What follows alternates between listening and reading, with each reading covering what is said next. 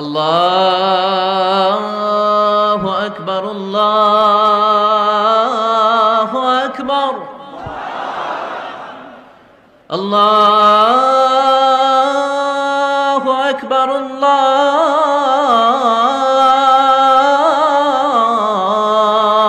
আকবার।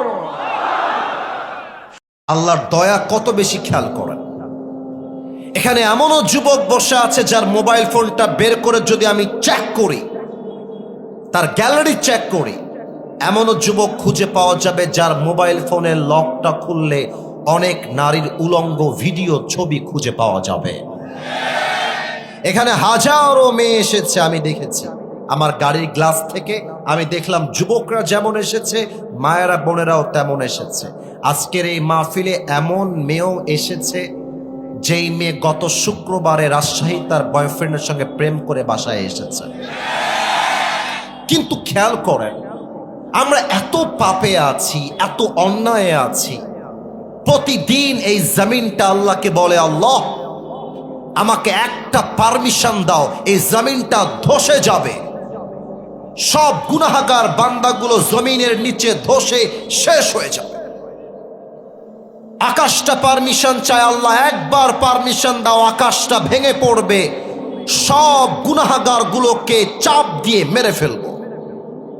প্রতিদিন পাহাড়গুলো অনুমতি চায়, আল্লাহ একটা বার পারমিশন দাও। দুই পাশ থেকে পাহাড়ের চাপ দিয়ে সব গুনাহগার গুলোর পাঁজরের হাড় ভেঙ্গে শেষ করে দিন। প্রত্যেক দিন সমুদ্রের পানি পারমিশন চায়, আল্লাহ একবার অনুমতি দাও, পুরো পৃথিবীর গুনাহগার গুলোকে ডুবিয়ে ডুবিয়ে মেরে ফেলবো। কিন্তু আল্লাহ কি বলছেন খেয়াল করেন। আল্লাহ বলছে, কিরে আসমান, এটা কি তোর বান্দা? আসমান বলছে, না এটা তো আমার বান্দা না। কিরে জমিন, এটা তোর বান্দা? জমিন বলছে, না এটা তো আমার বান্দা না।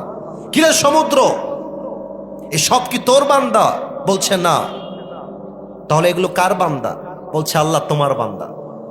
তাহলে যেহেতু আমার বান্দা, আমার বান্দাকে আমি আযাব দিব কি দিব না, তুই নাক গলাইতে আসিস না। আমি আল্লাহর দয়ার সাগর বিশাল বড়। আমার বান্দা যদি আমার কাছে সকালে তওবা করে তাও কবুল করব, রাতে তওবা করে তাও কবুল করব, বিকালে করে, আমি আল্লাহ তার তওবা কবুল করবার জন্য বসে আছি। আমার বান্দা আমার কাছে কখন ফিরে আসবে তাও তো সুবহানাল্লাহ কইতে পারলেন না। আমি একটা এক্সাম্পল দিয়ে বোঝাই। আমার পাশে যিনি আলেম বসে আছেন, মনে করেন আমার ভাই কোনো আলেম নন, উনি একজন সাধারণ মানুষ, বোঝাবার স্বার্থে বলছি। ওনার ওয়াইফের সঙ্গে ওনার একটা ঝগড়া হয়েছে কোনো একটা বিষয় নিয়ে। আমি হলাম থার্ড পার্সন। থার্ড পার্সন মানে তো বোঝেন, মানে আমি বাহিরের লোক, আমার কোনো সম্পর্ক নাই। আমি এসে পরামর্শ দিচ্ছি, এই আপনার ওয়াইফকে তালাক দিয়ে দেন, ছেড়ে দেন। উনি কি বলবেন? উনি বলবেন, এই আপনি কে মিয়া, এটা আমার আর আমার ওয়াইফের ব্যাপার, আপনি নাক গলান না, যা। আল্লাহ বলছে, এই আসমান, এই জমিন, এই পাহাড়, এই সমুদ্র, এটা আমার আর আমার বান্দার ব্যাপার, তুই নাক গলাস না। আরে আমার বান্দা তওবা করার সাথে সাথে আমি আল্লাহ তাকে নিষ্পাপ বান্দা বানায় দিব, তাও তো সুবহানাল্লাহ কইতে পারলাম না। আচ্ছা, আমাদেরকে ফজরের সময় যখন কম্বল মুড়ি দিয়ে ঘুমান, এটা আমার সাথে আজকেও হয়েছে। আজান দিয়ে দিয়েছে, যে ঠান্ডা পড়েছে ভাই, মন বলে চল মসজিদে যাই, না হয় গুনাহ হবে। আর একজন বলে একটু ঘুমা, আর একটু পরে যাস। ওইটার নাম কি? বুঝতে পেরেছে আমার আব্বা চান। আমার আব্বা সবাইকে বলেছে শয়তান। বলে সবাই কি তান? শয়তান আল্লাহকে একটা চ্যালেঞ্জ দিচ্ছে। কি চ্যালেঞ্জ? এটা কিন্তু হাদিস থেকে বলছি। এখানে আমার অনেক ভাইরা আছেন আহলে হাদিসের, আমার সঙ্গে মুসাফাহা করলেন, মুলাকাত করলেন। আব্দুর রাজ্জাক বিন ইউসুফের ওনারা ভক্তবৃন্দ আছেন, আমার সঙ্গে মুলাকাত করলেন। আমরা কোনো আউল ফাউল কথা বলতে এখানে আসি নাই। আরে গোদাগাড়ির মাটি এমন একটা মাটি, এখানে আউল ফাউল কথা চলবে না যুবক ভাইরা, মাঠে কিনা বলো।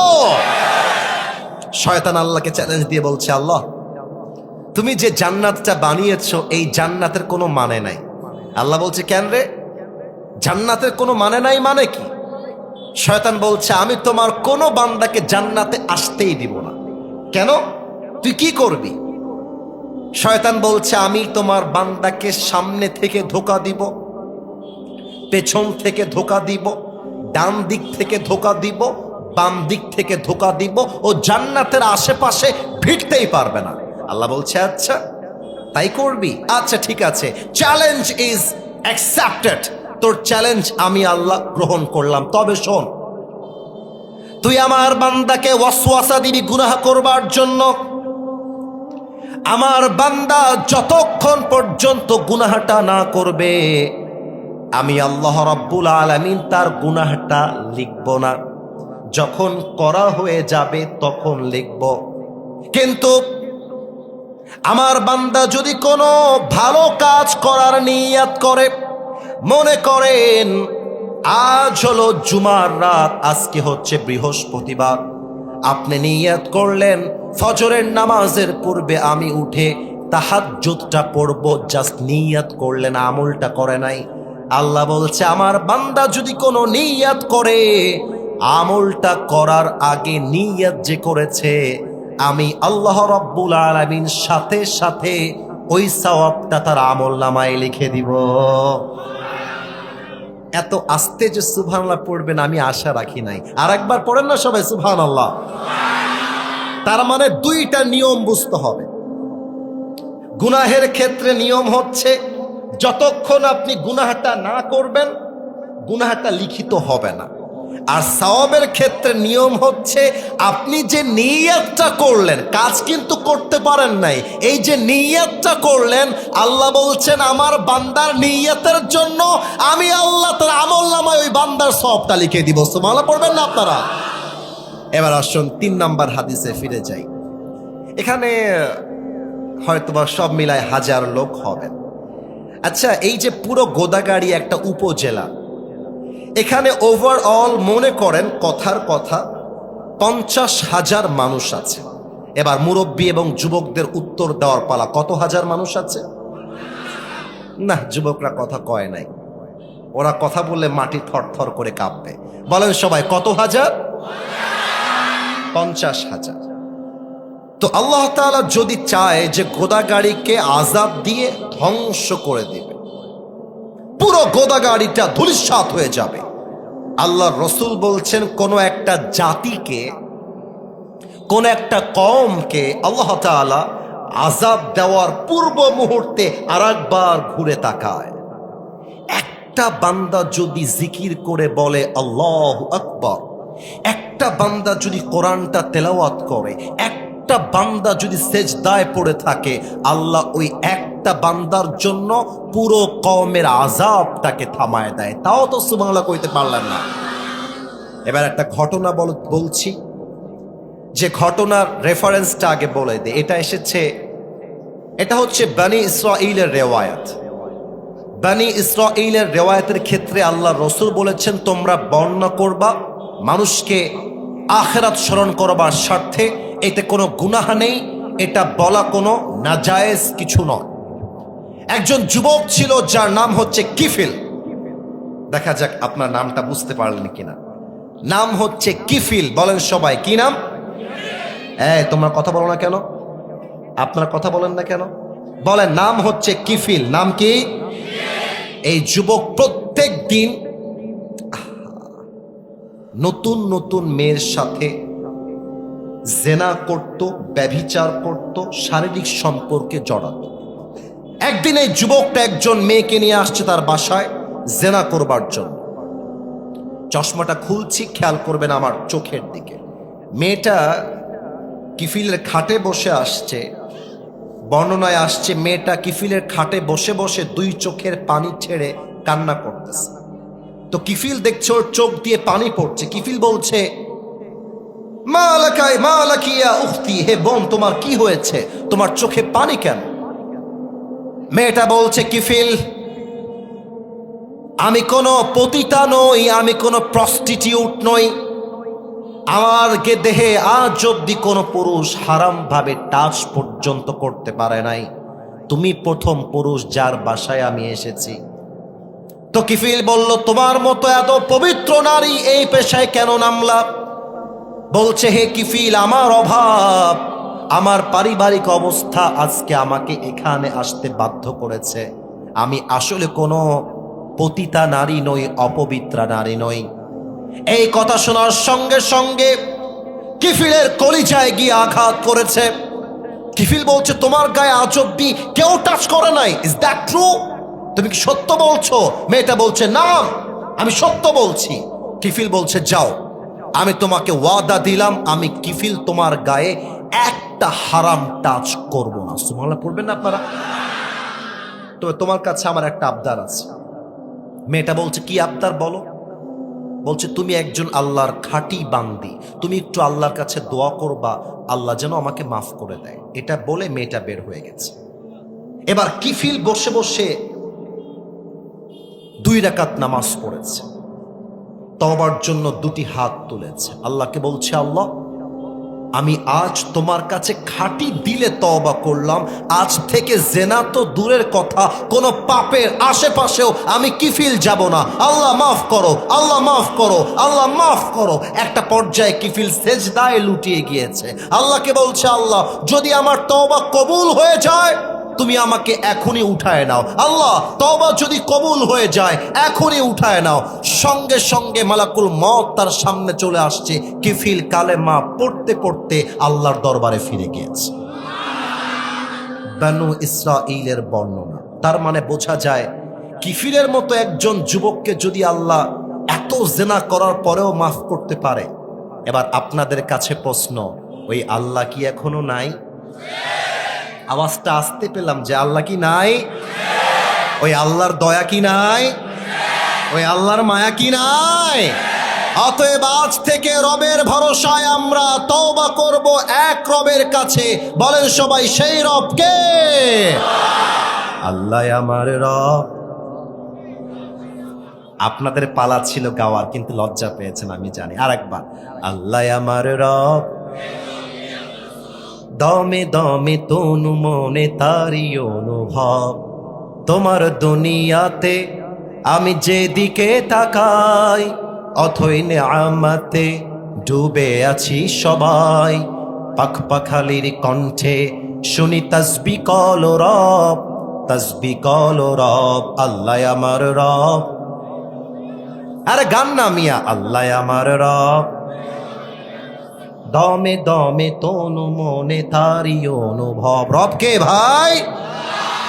2 নাম্বার পয়েন্টটা বলতে গেলে আপনাদেরকে অ্যাক্টিভ হতে হবে।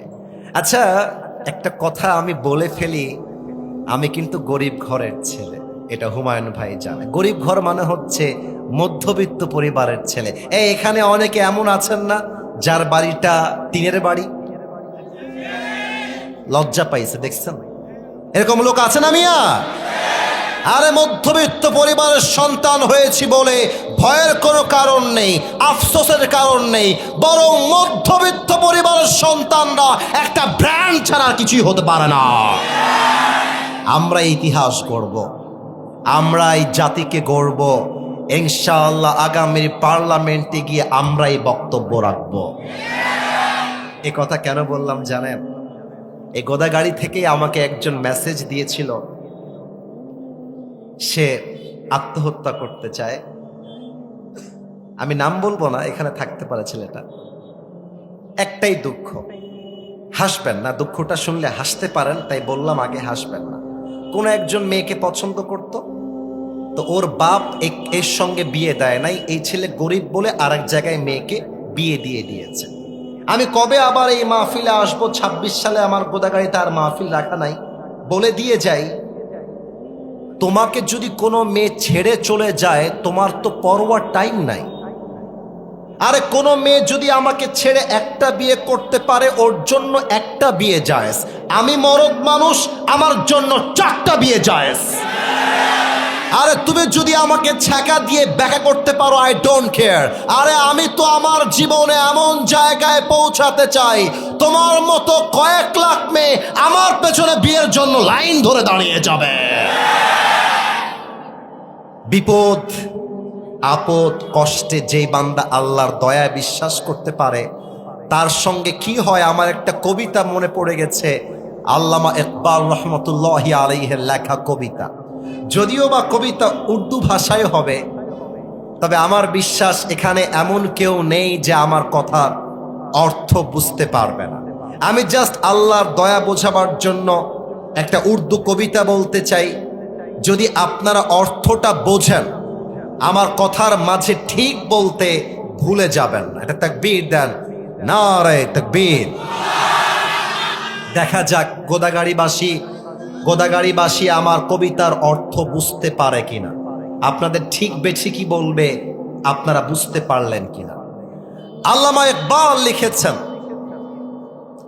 गम के बाद खुशी जरूर आती है और ये खुशी अपनी रब की तरफ से ही आती है। हर रात के बाद दिन की रोशनी छा जाती है और सब्र करने वालों को खुदा की तरफ से नेमत मिल ही जाती है। जो दुख में भी अपने रब को याद करता है, रब उसका हाथ कभी नहीं छोड़ता।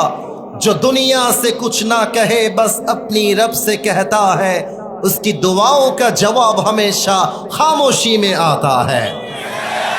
मेरे दोस्त, इसलिए जब तुझे मांगना हो तो उसी से मांग, जब तुझे पुकारना हो तो उसी को पुकार, और जब तुझे भरोसा करना हो तो उसी पर कर, क्योंकि भरोसे के काबिल सिर्फ वही है, वो तेरा रब है, वो तेरा अल्लाह है। এবার বলেন ঠিক আছে কিনা? আল্লামা ইকবাল লিখেছেন, রাতের পরে দিন যেমন আসে, কষ্টের পরে সুখও তেমন আসে। দুঃখের কথা বউকে আগে বলতে যেও না, মাকে আগে বলতে যেও না, সেজদায় লুটিয়ে আল্লাহকে বলো, সঙ্গে সঙ্গে তোমাকে দয়ার হাত বাড়ায় দিবে একজন, তিনি কে? এই মুহূর্তে 4টা আয়াত বলছি। আমি প্রথমে আল্লাহর কসম তুলে নেই। আল্লাহর কসম, ওয়াল্লাহি বিল্লাহি তাল্লাহি, 3বার কসম করলাম। এই আয়াতগুলো কেউ যদি এখান থেকে এখানে, মানে মাইকটা হটাচ্ছি, এই বুকে ধারণ করে যেতে পারেন, আপনার জীবনে কষ্ট অভিযোগ বলতে আর কিছুই থাকবে না। তাও তো সুবহানাল্লাহ পড়তে পারলাম না। 1 নম্বর আয়াত, সূরাতুল বাকারা 286 নম্বর আয়াত। দেখেন আল্লাহর দয়া কাকে বলে। আল্লাহ বলছেন, লা ইউকাল্লিফুল্লাহু নাফসান ইল্লা উসআহা, He doesn't test anybody beyond their power. আল্লাহ কখনো কোনো বান্দাকে সাধ্যের বাহিরে কোনো বোঝা চাপিয়ে দেয় না। একটা উদাহরণ দিব, আপনারা হাসবেন জানি, তাও উদাহরণটা দিচ্ছি। আমার দিকে তাকান তো একবার। আমারে কি বুইড়া লাগে না যুবক লাগে? আমার মান সম্মান শেষ আজকে। কি রে বাবা, সন্দেহে আছেন মনে হয়। আমাকে বুইড়া লাগে না যুবক লাগে মিয়া? আমার বউ যদি আমারে কয় যে আমাকে কোলে তুলে হাঁটতে হবে, আমার গায়ে শক্তি আছে, আরে বাবা 1 কদম হইলেও তো হাঁটতে পারবো। এবার মুরব্বী যারা আছেন, আপনাদের পায়ে হাত রেখে বলছে, আপনাদের নাতির মতো আমি, রাগ করবেন না। যেই মুরব্বীর বয়স 80 বছর, তারে যদি তার বউ কয় তোমার আমাকে নিয়ে কোলে তুলে হাঁটতে হবে, মুরব্বী তুই কি কহেছিস বে? আমি নিজেই লাঠি ছাড়া হাঁটতে পারি, তোকে কোলে তুলবো কেমন করে বে? আমি তো নিজেই হাঁটতে পারি না। তার মানে কি? যার যতটুকু শক্তি আছে আল্লাহ তাকে ততটুকুই পরীক্ষা দেয়। যার যা শক্তি নেই আল্লাহ তাকে সেই পরীক্ষা দেয় না। এই জন্য মিজানুর রহমান আজহারি হুজুর বলেছিলেন, আধারে ভয় পেও না, আলো আছে আড়ালে, অন্ধকার পালিয়ে যাবে তুমি উঠে দাঁড়ালে। ঠিক কিনা বলো? 1 নম্বর আয়াত, আল্লাহ আপনাকে যে পরীক্ষা দিয়েছে ওইটা সহ্য করবার ক্ষমতা আল্লাহ আপনাকে দিয়েছে। 1 নম্বর আয়াত। 2 নম্বর, সূরাতুদ দুহা, আল্লাহ তাআলা বলছেন, ওয়ালা সাউফা ইউতিকা রাব্বুকা ফাতারদা। কি সুন্দর আয়াত। আল্লাহ বলছে, বান্দা তুই যে হতাশ হয়ে যাস বিপদে পড়লে, আয় হায় হায় হায়, এটা কেন হারায় গেল? যেই মেয়েকে ভালোবাসতাম তার অন্য জায়গায় বিয়ে কেন হয়ে গেল? কত আফসোস তোর। বান্দা হতাশ হয়ে যাস না। যা তুই হারিয়েছিস, তুই যদি আমার দয়ায় বিশ্বাস করতে পারিস, অতীতের চাইতে 1000 গুণ বেশি উত্তম আমি আল্লাহ তোকে দান করব। তাও তো সুবহানাল্লাহ কইতে পারলেন না আপনারা। Indeed, your Lord will give you something that will definitely make yourself happy. আল্লাহ বলছে আমি তোকে এমন কিছু দিব তোর যা হারিয়ে গিয়েছে তুই সব ভুলে যাবি, তুই আমার দয়ায় খুশি হয়ে যাবি। সুবহানাল্লাহ পড়বেন না আপনারা সবাই? দুইটা আয়াত শেষ হলো। 3 নাম্বার, এই ছেলে কাহা যা রহে হো তুম, খবরদার। বলেন সবাই কয় নাম্বার আয়াত? না আওয়াজটা জোরে পাইলাম না, জোরে বলেন সবাই কয় নাম্বার আয়াত? আল্লাহ তাআলা বলছেন সূরাতুত তাওবাহ, এই যারা যাচ্ছেন বাইক নিয়ে আপনারা হর্ন দিয়েন না, আমার মুরব্বীদের কষ্ট হবে, যুবকদের কষ্ট হবে, হর্ন ছাড়া যাবেন। খেয়াল রাখবেন কেউ যেন হর্ন না দেয়। আমার দিকে তাকান, বলেন তো একটা সূরায় বিসমিল্লাহ নাই, এই সূরাটার নাম কি? এই যে ভয় পেয়ে গেছে, একটা সূরায় বিসমিল্লাহ নাই, সূরাটার নাম কি? তাওবা, সূরাতুত তাওবাহ। এই সূরাতে আল্লাহ তাআলা বলছেন কুল লা ইউসিবানা ইল্লা মা কাতাবাল্লাহু লানা, whatever I have decided for you will must happen, and whatever I have not decided will never happen. হে আমার বান্দা, আমি তোমার কপালে যা লিখে রেখেছি তা কখনো হারিয়ে যাবে না, আর আমি তোমাকে যা দিব না তোমার কপালে তা কখনো আসবে না। পারতপক্ষে আমাদের কপালে কি হবে, কি ঘটবে, এটা আমার চাইতে আপনার চাইতে আসলে বেশি জানে একজন। বলেন সবাই তিনি কে? এজন্য সবাই একটা ওয়াদা করেন আল্লাহর সাথে, বলেন আল্লাহ। না আপনারা আল্লাহকে ডাকেন নাই, বলেন আল্লাহ, ও আমার আল্লাহ, তুমি আমাকে যা দিয়েছ, যতটুকু দিয়েছ, আর একবার ডাকেন আল্লাহ, তুমি যে আমাকে গোদাগাড়িতে জন্ম দিয়েছ, আমাকে তুমি গরিব ঘরের ছেলে বানিয়েছ, আয় আল্লাহ আমার আর কোনো অভিযোগ নেই। আল্লাহ রে, তোমার দয়ায় মন থেকে আমি পড়ছি, পড়েন আলহামদুলিল্লাহ। না আওয়াজটা জমে নাই, আর একবার পড়েন আলহামদুলিল্লাহ। আচ্ছা আপনি কি ভাবেন আলহামদুলিল্লাহ পড়তে পারলে আপনার বিপদে আপদে আল্লাহর দয়া কি কমে যাবে না বেড়ে যাবে? আরে আরো জোরে, কমে যাবে না বেড়ে যাবে? কমিটি একটা স্লিপ দিয়েছে, এটা তাদের প্রাপ্য স্লিপ। আমি একটা কথা বলতে চাই প্রিয় ভাইয়েরা, আগামীতে যদি মাহফিল দেন দিনে নয় রাতে দিতে হবে। এর কারণ কি জানেন? দিনের বেলা আমরা মন খুলে ওয়াজ করার আগেই টাইমটা শেষ হয়ে যায়, কিন্তু রাতের বেলা হলে কি হয়, কলিজা ভরে মন ভরে ওয়াজ করা যায়, ঠিক কিনা বলে?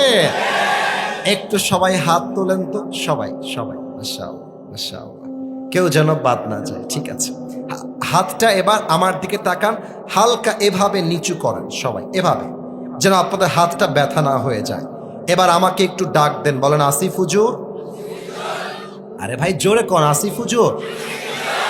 আমরা আপনাকে ওয়াদা দিলাম, দোয়া না করে আমরা কেউ, এবার হাতটা উঁচু করেন। হ্যাঁ বুঝে গেছে ছেলে পেলে কি বলতে বলবো, বলেন সবাই যাব না। একটু হাতটা নাড়ান রে বাবা, যাব না। বলেন সবাই আওয়াজ দিয়ে ইনশাআল্লাহ। হাত নামান। কেন ওয়াদা করালাম? কারণ দোয়া যখন করি সেলফি তোলার জন্য ছেলে পেলের সামনে চলে আসে। আমার স্টেজ ভেঙে আমি পড়ে গেছি এর আগে এই চাপে। আমার হাতের এখানে কাটা, এখানে কাটা, এখানে কাটা, এখানেও কাটা। একটাই কারণ, সেই দিন মাহফিল ছিল আমার নীলফামারীতে, ধাক্কা দিয়ে আমাকে শুয়াই দিয়েছে। আমি মাটিতে শুয়ে আছি, ওই শালা শুয়ে থেকে সেলফি তুলতেছে। চোখে দেখে আসা কথা বললাম, কিন্তু আমরা আজকে প্রমাণ করে দিতে চাই গোদাগাড়ির সন্তানরা অভদ্র ঘরের সন্তান নয়, সব ভদ্র ঘরের সন্তান আমার সামনে বসে আছে। আমার ছোট্ট একটা দাবি ভাই, এটা একটা ফাউন্ডেশনের প্রোগ্রাম। একবার রুমাল গেছে, আপনারা অনেকে টাকা দেন নাই। এবার এই মুহূর্তে কয়েকজন রুমাল নিয়ে যাবে। এর মাঝে আমরা যুবকদের বিয়ে নিয়ে কথা বলবো।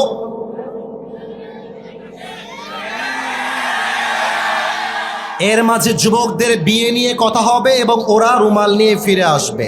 মুরব্বী আব্বা যান, আমি আমার রবের দয়া নিয়ে 2টা পয়েন্ট বলতে পেরেছি। 3টা পয়েন্ট বলার আগে স্লিপ চলে আসছে। আমি জাস্ট বাবাদের পায়ে হাত রেখে বলবো, এই সমাজকে মাদক মুক্ত করতে চাইলে যুবককে বিয়ে দেওয়া ছাড়া দ্বিতীয় কোনো অপশন হতে পারে না। যুবক ভাই, আমি আমার ওয়াজে একটা কথা বলেছিলাম, শীতকাল দিয়ে কম্বল দিয়ে সিঁদুর হবে না, ল্যাব দিয়ে সিঁদুর হবে না। আরে সিঁদুর করতে যুবকদের ঘরে ঘরে বইয়ের দরকার। যুবক ভাইরা আমার, আয় আল্লাহ তুমি প্রত্যেকটা যুবককে দিনদার নেককার বউ দিয়ে দাও। পড়েন সবাই আমিন।